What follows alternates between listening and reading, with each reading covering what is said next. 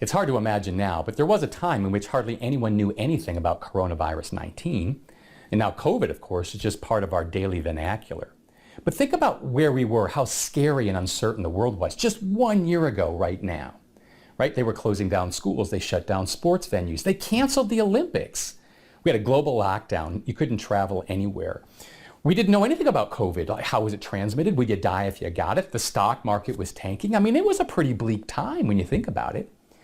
I remember somebody describing this as the Spanish flu from 1918 and the stock market crash of 1929 happening simultaneously. Like, that's how terrifying really it was back then. It's kind of hard to think about it from this point of view.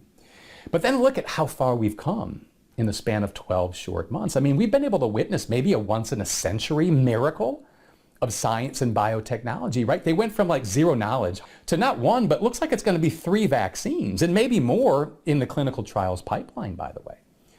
And of course, we've come far economically too. It wasn't long ago that we were all pretty scared and worried about our jobs, right? They were getting laid off. They were being furloughed. People were voluntarily taking pay cuts.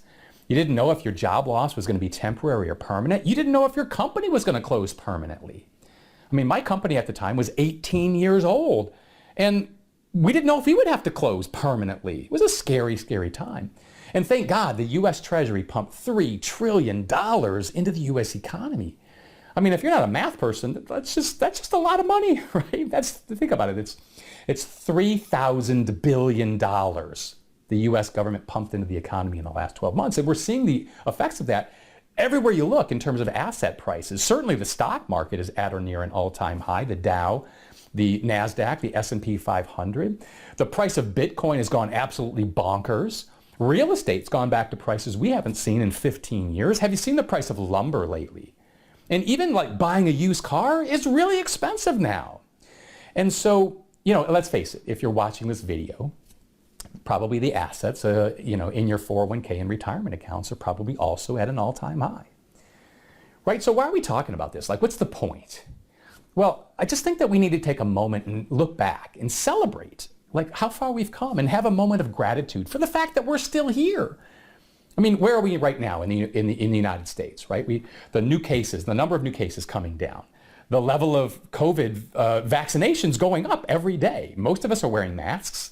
The stock market's rebounded. The unemployment rate's rebounded. I mean, it just seems like that a lot of things are going well. It's like the economy is spring-loaded for a really strong second half, if it's not already like showing strength right now.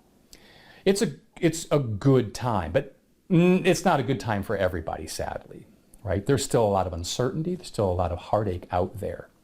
We've had, as a country, 500,000 deaths from COVID. My family's been spared. I hope your family has been spared. But there's a lot of families that are dealing with the ravages of COVID and still are right now, right? We're seeing the unemployment rate bounce back, and that's a good thing. But the unemployment rate for minorities is still way too high. And maybe you saw the news that the level of the life expectancy in the United States fell by a full year last year. The average life expectancy because of COVID. And that's the biggest drop, by the way, since World War II. And the scary thing about that is while the average life expectancy has only come down 1 year, the life expectancy for certain minorities is down by as much as 3 years.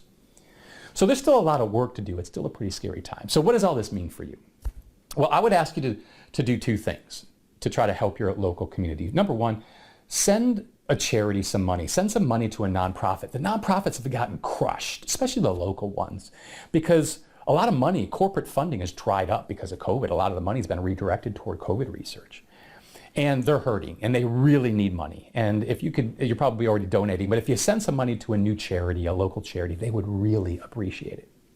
And then the second thing that you can do is reach out to somebody in your world, in your network, somebody you haven't talked to in a long time, maybe 2 people who you haven't talked to in a while. And just reach out and say hello, because a lot of people are suffering from depression. People are isolated. Their world is upside down and they don't know what to do. And if you've ever been through any kind of depression, situational or chronic, it doesn't matter. Like, you're not going to reach out and ask for help. People just don't when you're feeling that down.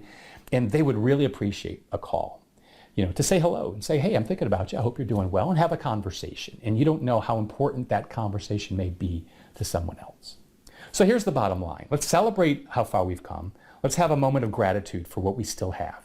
and reach out and help somebody in a local charity and make your community better. Hey, treat everybody kind.